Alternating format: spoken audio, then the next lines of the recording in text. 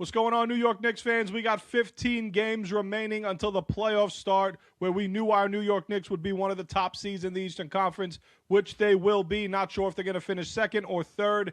In this video, though, I have a big problem with the New York Knicks starting lineup, and I want to address it, and I want to tell you what I would do to be replacing Mikal Bridges in this starting lineup and having him come off the bench. What are the realistic options for the New York Knicks to do that? There might be a couple of surprises in there. Maybe a rookie that's been playing his ass off all season long for our New York Knicks. But first, guys, please, if you're into New York Knicks content, you're a Giants fan, a Mets fan, wrestling fan, this is a Knicks video, though, so let's focus on the New York Knicks and their upcoming postseason berth. Like this video, share it, subscribe to this channel, as we will be going with the New York Knicks to the playoffs after these next 15 games. But these next 15 games for the Knicks, they're playing 7 teams with a losing record.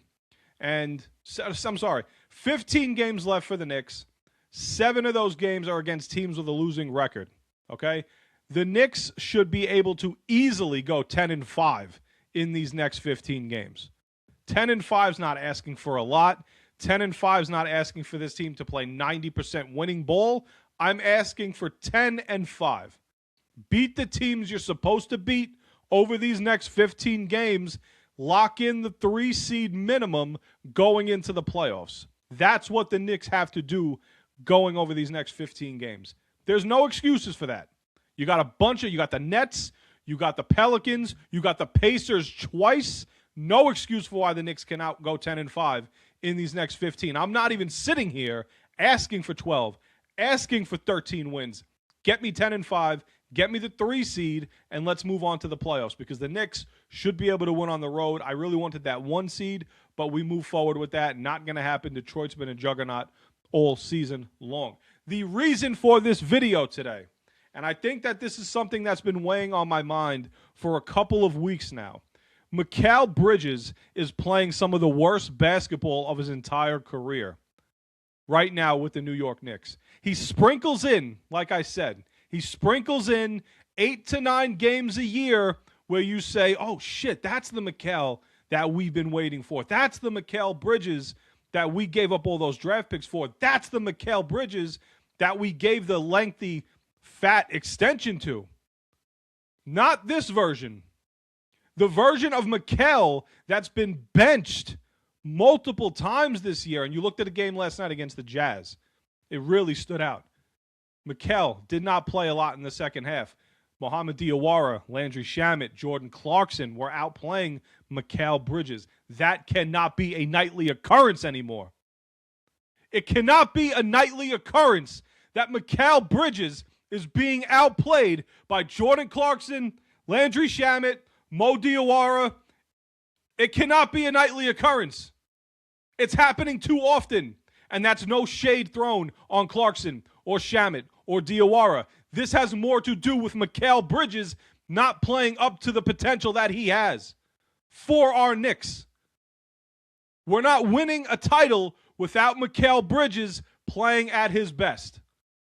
There's only so much JB could do. There's only so much Karl-Anthony Towns could do. And Karl-Anthony Towns has shut a lot of the naysayers up, including myself, who were bullish on Cat all season long. And he's played extremely well over the last month and a half. Extremely well. So shout out to Cat for that. But Mikal Bridges is costing this team a lot of games based on his play alone.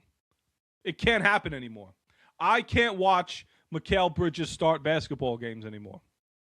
So what I would do if I'm Mike Brown, over these next 15 games, I would move Mikal Bridges to the bench, and I would promote either Landry Shamet, I would promote a Jordan Clarkson, who's been playing very well the last few games he's been in, or I would give it to my number 1 choice, Mo Diawara, to come into the starting lineup.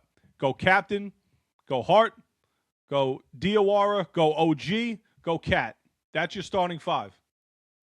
Have Bridges come off the bench. Maybe that will better suit Mikal Bridges by coming off the bench and rocking with the second unit, because what he's doing now, by starting games, scoring 4 or 5 points, and then getting benched in the second half, that does not bode well for us when it comes to the playoffs.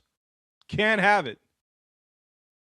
I need the version of Mikal that we got 6-7 games ago where he's dropping 30, getting 4 or 5 steals, and that's not even I'm not even asking for 30 and 4 or 5 steals. Get me 16 and be an impact on the defensive side of the basketball. You're not even doing that right now. Everybody is picking up the load for Mikal Bridges on this team. Everybody is picking it up for him. You do not go scoreless in an NBA basketball game when you're getting paid $35 million a year. You do not go scoreless like he did against the Lakers. You don't do that. It is so awful to watch a guy like him who's already on thin ice with Knicks fans. You could defend the guy all you want because he's a nice guy. He's a Villanova guy. He's friends with the Villanova guys. You could defend Mikal Bridges all you want. You can't defend him anymore. You could hope that he's going to turn it around. That's different. I hope he turns it around. Do I believe he'll turn it around? Do I believe that last year when he had those big-time moments in the playoffs, the steal against Boston, the steal against Boston in Game 2 and Game 1, do I think he could have those moments? Of course. Of course, because when you're in a game like Mikal will be in the playoffs, you could have the moment. You could have a flair for the dramatic like he did last year.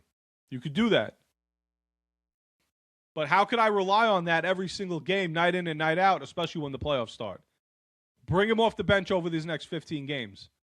If he's going to be benched anyway, let him come off the bench. Going to the bench for the next 15 games for Mikal does not hurt his confidence, because if his confidence is already not shaken from the way he's played so far this year, moving him to the bench will not break his confidence any more than it is now.